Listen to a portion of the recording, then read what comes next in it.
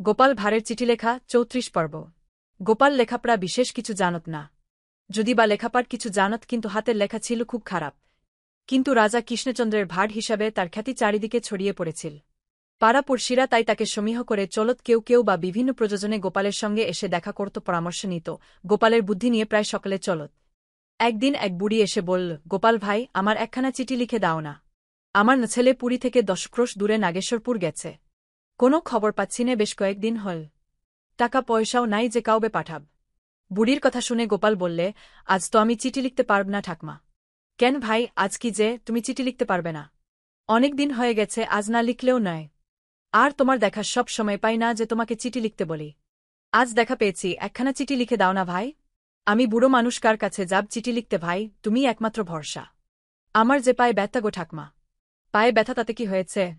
চিঠি লিখবে তো হাত দিয়ে, পায়ে কি তুমি চিঠি লিখবে নাকি?